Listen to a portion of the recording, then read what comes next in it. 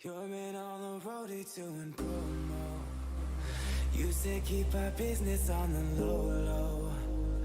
I'm just trying to get you out the friend zone. 'Cause you look even better than the photos. I can't find your house, I need a info. Driving through the gated residential. Found out I was coming, send your friends home. Keep on trying to hide it, but your friends know. I only call you when it's half past 5. The only time that I'll be by your side. I only love it when you touch me. Not feel me when I'm fucked up. That's the real me when I'm fucked up. That's the real me, yeah. I only call you when it's half past 5. The only time I ever call you. I only love it when you touch me. Not feel me when I'm fucked up. That's the real me when I'm fucked up. That's the real me, baby. I'ma let you know and keep it. What's good, Knick fans? How we doing? Oh my goodness. That was quite the ugly game. Oh man, oh man. There's a reason that I am not wearing my RJ jersey today on the podcast.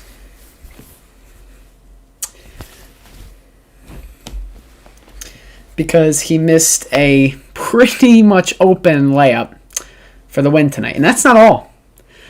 He didn't play good. He missed open shots. The refs played for the Heat. This was probably the worst officiated game of the year. I don't understand. I don't understand if you challenge a call, how is it that even if it's so obvious that it's not a foul, it still doesn't get overturned? What is so technical about this? If it's a foul on Bam Adebayo wrapping up Julius Randle's leg, and Julius Randle falling back and holding Bam Adebayo, is it really a foul on Julius Randle? Or is it the initial call that you should have made, an offensive foul? And Bam Adebayo, I guess, I don't know, he must have paid off the refs because he played terrible tonight. The Heat got 31, or I'm sorry, they made 31, but they got 37 free throw attempts tonight, and we only got 16. That's not even, I mean, they fouled us several times this game. We're not even mentioning the time that Mitchell Robinson got the offensive rebound off of a miss, went up, got swatted on the arm by Kelly Olynyk, and nothing was called. But then Jimmy Butler sits on the floor laughing, pretending like he's injured, and that's a foul. I'm just saying, I don't know where the refs' heads were at tonight, but it was not in the game. There is a lot to talk about. There is a lot to complain about. But the Knicks lost their second straight tonight to the Heat.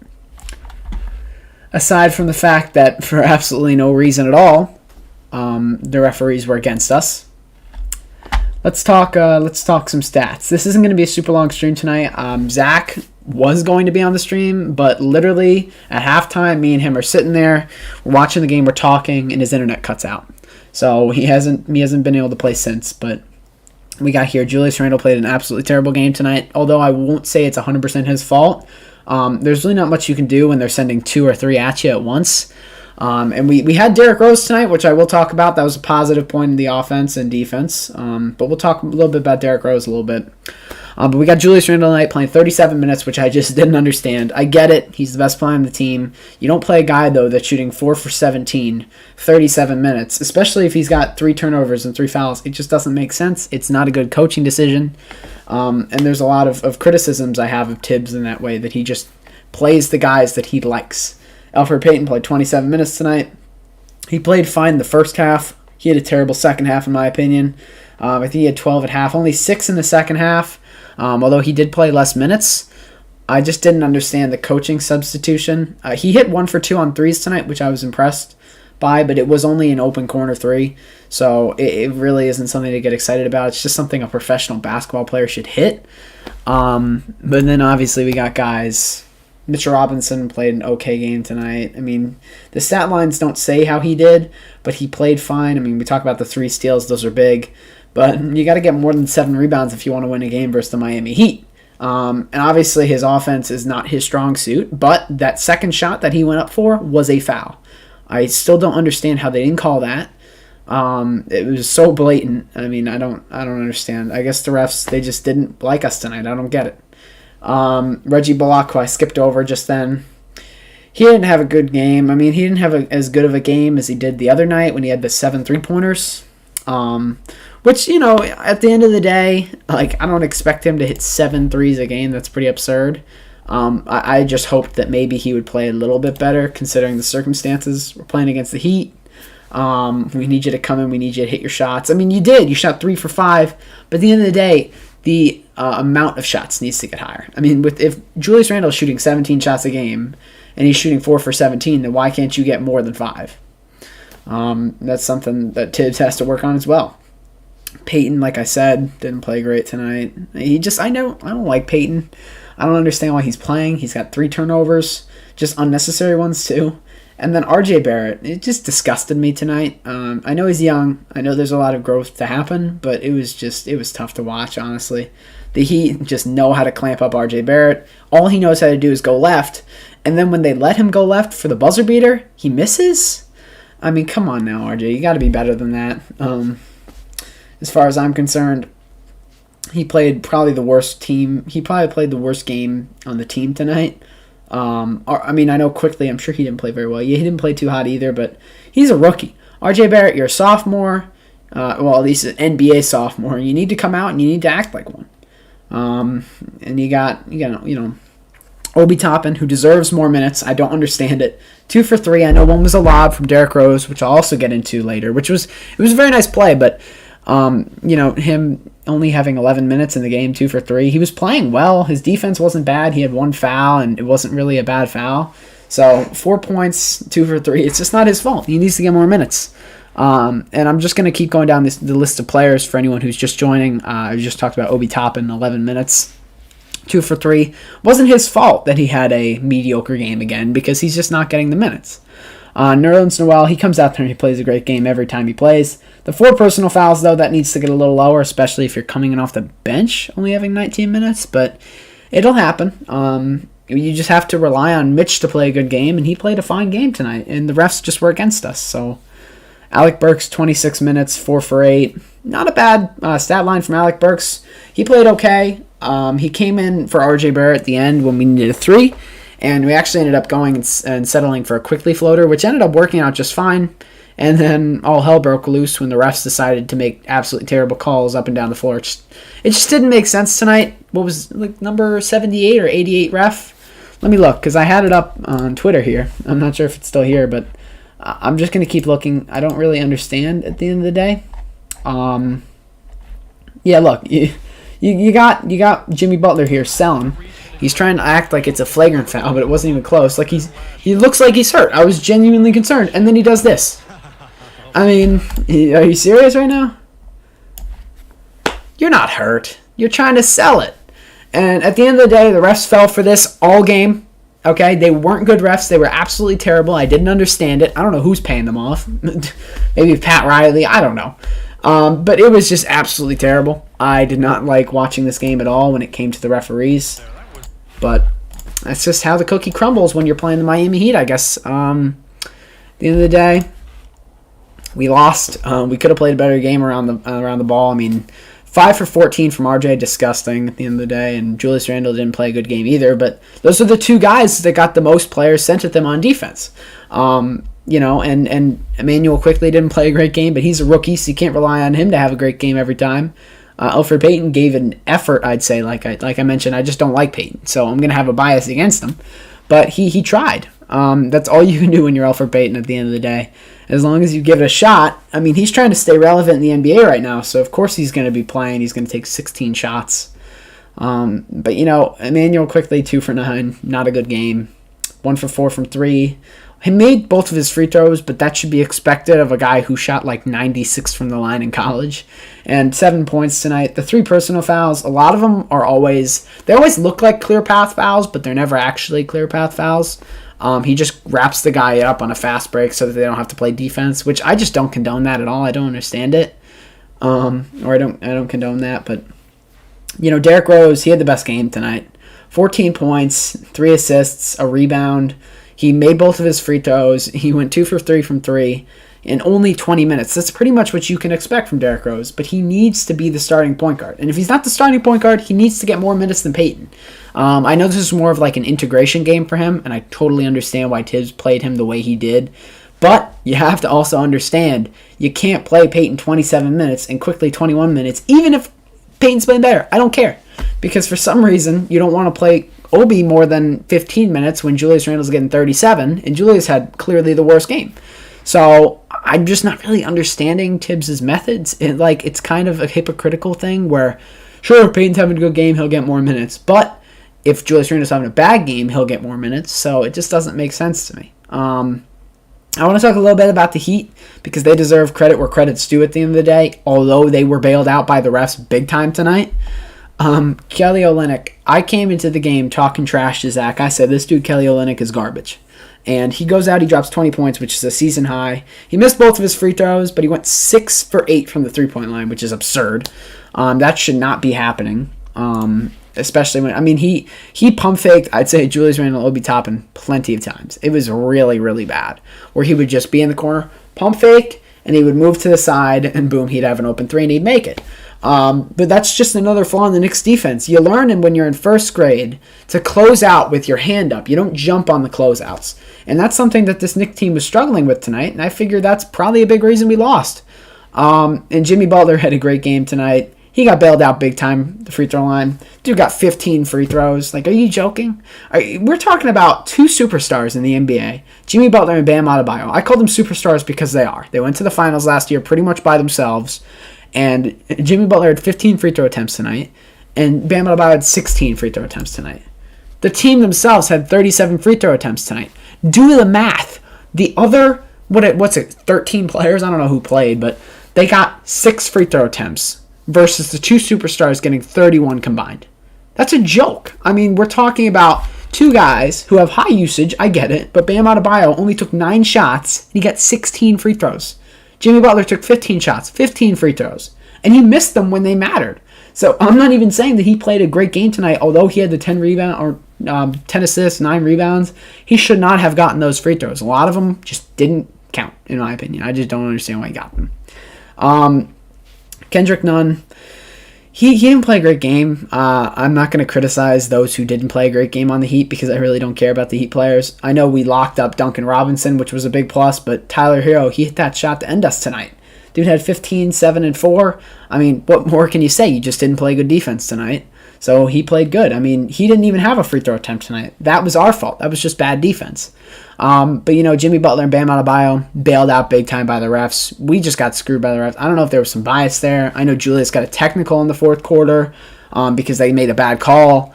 I just don't understand the referees. If you're going to make a bad call and a player's going to complain about it, you don't just give him a technical. That's just not how the game is played. I'm sorry if I missed any chat messages here. That's totally my bad.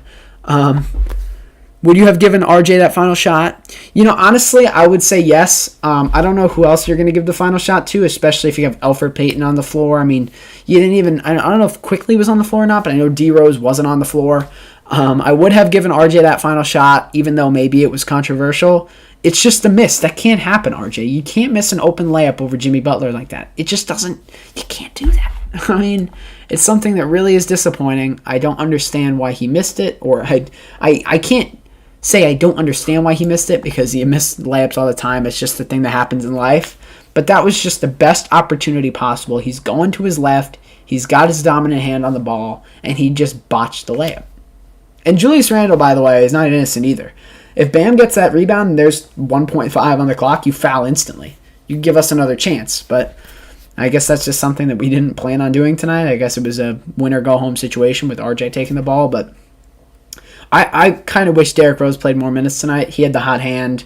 I didn't understand why Thibodeau didn't play him more. Maybe it's because he didn't know the playbook yet, which makes sense. But then again, if he's 5 for 9 in 20 minutes, you play the man.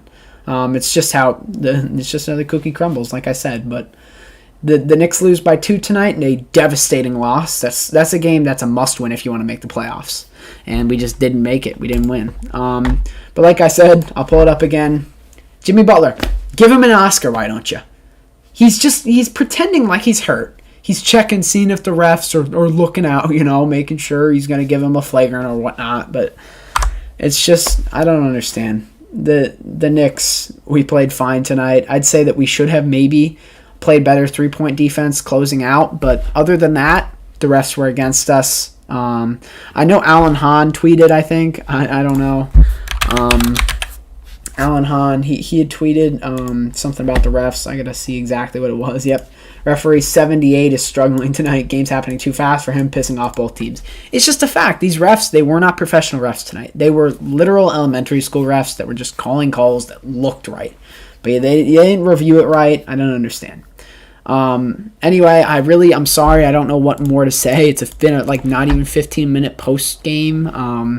I'd love to talk more. I guess we can talk a little bit more about the in-depth statistics. I mean, they didn't even have Goran Dragic tonight, which hurt them, but we just couldn't play up to par.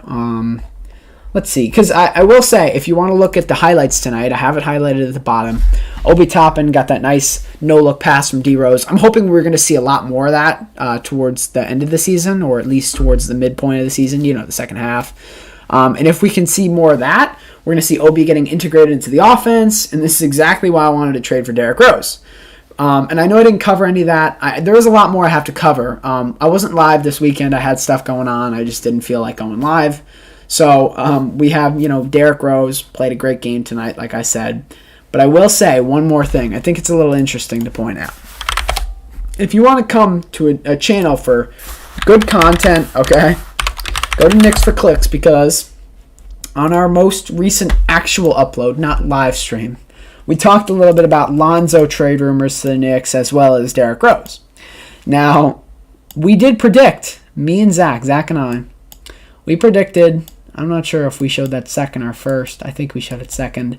But I predicted Rose to the Knicks for Dennis Smith Jr. and the 2021 Charlotte second-round pick. I'm sorry, what can I say? It's the exact trade that happened, okay? If you want to come here, you're going to get a good basketball mind. I'm just saying. We predicted the trade perfectly. As you can see, Dennis Smith Jr. 2021 second-round pick for Derrick Rose. It's exactly how the trade happened. And I'd also like to say, if or before I go offline, I want to say good luck to Dennis Smith Jr. I'm going to be straight up. I didn't really like you when you played in the Knicks jersey. I didn't think you played great. But at the end of the day, you were here. New York Knick for life, okay? I wish you the best in Detroit. But now we have Derrick Rose, who I believe is a great upgrade at point guard. I'm hoping at some point, management will come to their senses and either bench or cut Peyton, because he has a no-trade clause, which means he has to approve any trade that we see fit, which is really a shame, because I don't understand why you would even negotiate that in his contract. I'm not sure if it's some sort of re-signed second-year thing, but him playing 27 minutes tonight was a big hurt factor to our team. And we're talking about Derrick Rose, who when he was on the floor with Manuel Quickly, he had that 25 to I think it was 25 to 9 or 25 to 4 run, one of the two, and he had like a plus 20 plus minus, which is massive for the team. I mean, if we kept that up and the defense kept it up, because I know our offense was pretty stagnant throughout the game. I feel like we kept them to a good, point. I don't know how to call it, but like at the same time that we played good offense, they played better offense, and our defense just wasn't up to par. And that was the big hurt on us tonight. But at the end of the day, they got the calls. We didn't get the calls. It happens. Although I didn't know it could happen 2 times as much, but it did. Anyway, if you want to come here for Knicks content, you got Dennis Smith Jr., second-round pick, Derrick Rose, exact trade that happened. But I think I'm going to call it early tonight. There's not really much to talk about. It's kind of a shame that the Knicks, we got all those calls against us tonight, but that's not the only issue. Obviously, there's a lot of issues when it comes to RJ missing that layup. Even though if this game had went to overtime, I have a feeling I probably would have been live and commentated minute by minute what was going on. But at the end of the day, we lose the game. RJ Barrett didn't have a great game. Julius didn't have a great game. It happens.